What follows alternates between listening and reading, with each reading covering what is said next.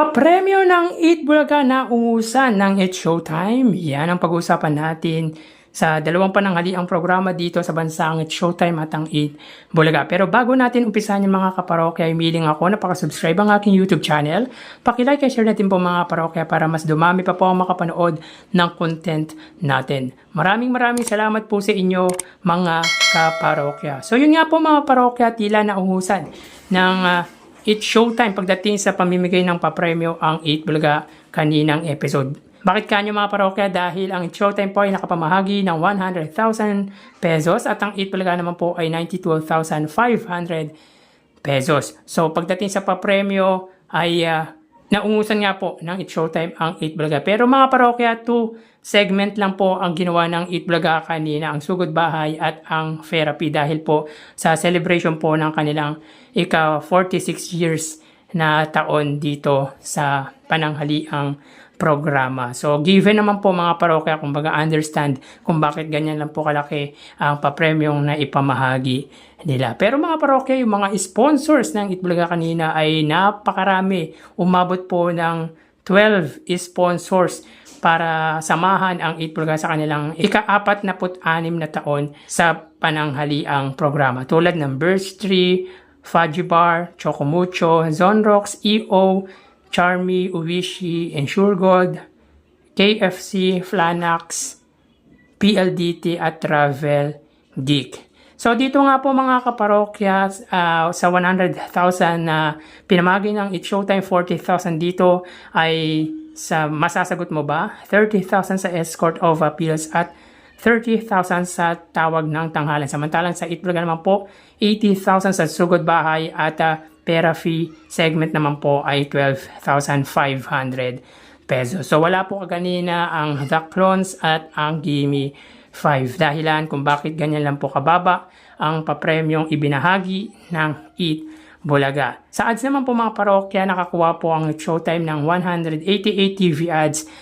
at ang Eat Bulaga ay 42 TV ads. So 3 consecutive days na pong nakakuha ng mahigit 40 TV ads ang Eat Bulaga sa isang episode. So 55 ads dito sa unang gap para sa Showtime, 54 sa ikalawa, 50 ads sa ikatlo at 29 ads sa huling gap. Sa Eat Bulaga naman po, tig 14 TV ads sa tatlong gap. So again dito pagdating sa ads ay improving po talaga ang ads ng Eat Bulaga. Ang It's Showtime naman po ay consistent pagdating sa dami ng TV ads. Pero talaga mga parokya, kaganina ay maganda ang naging celebration ng Eat Bulaga. Napakasimple lang pero napaka meaningful dahil again nagbalik si Atasha Mulak dahil alam naman po natin na sobrang busy ni Atasha Mulak. And of course mga kaparokya, napaka-nostalgic ang pagbabalik ni Jimmy Santos, ni Ice Seguera, Julia Clarete at Miss Hopia. Lalo na si Jimmy Santos at Ice Seguera dahil matagal na nilang nakasama ito. So again mga parokya, bago natin umpisahan ang online viewership ay batiin po muna natin ang happy 46 years para po sa Eat Bulaga. So tara ating alamin ang online viewership ng dalawang bigating noontime shows. Para sa Eat Bulaga under TVJ Facebook page na may 3.3 million followers at sa It's Showtime naman po may 19 million followers. So sa oras na 2:10 PM, ang It's Showtime po ay may kasalukuyang segment na Tawag ng Tanghalan. Samantalang ang Eat Bulaga naman po mga parokya ay Pera Fee.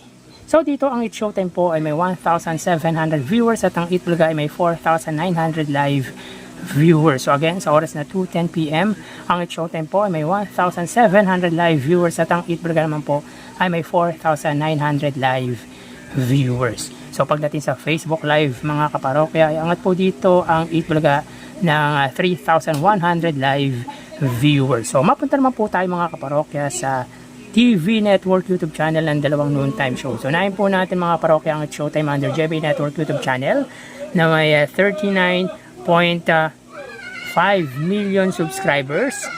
At para naman po sa Eat Bulaga mga kaparokya under TV5 YouTube channel na may 2.54 million subscribers. So sa oras na 2:11 PM ang It's Showtime under GMA Network, sila po ay may 23,000 viewers. Ang Eat Vlog naman po under TV5 YouTube channel ay may 14,000 viewers. So hanggang sa oras na 2:11 PM ang It's Showtime, sila po ay may 23,000 viewers under GMA Network.